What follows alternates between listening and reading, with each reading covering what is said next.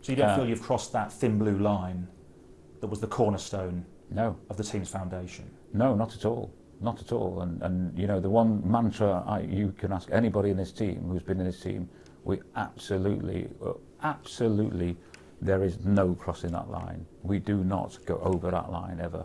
So no, I don't accept that at all. Some believe you have crossed the line on this occasion. I mean, Tom Dumoulin, a member of the current peloton. Well, I think we should ask what the authorities think, and I think, you know, if you have an absolute approval from the authorities saying, actually, here's you have absolutely the right to do this, then I find it difficult how that is crossing the line. Well, because maybe there's a grey area where you're well within the rules, but perhaps people feel you've contravened the spirit of the rules. Maybe you're operating, you claim to be whiter than white, and are you in the grey area, perhaps?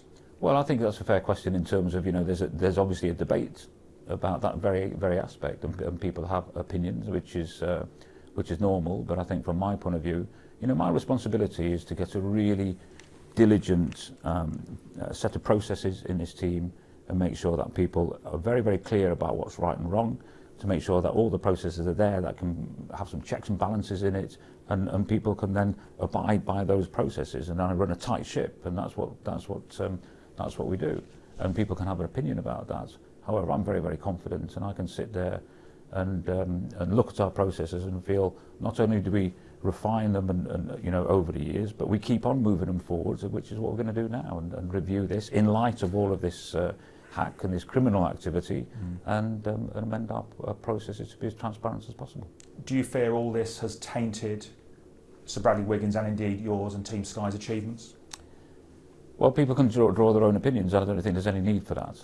You know, I know that we've done everything that we do always in the spirit of the rules, and we don't cross the line. And so, no, I don't think it should taint any of our performances or any performances going forward.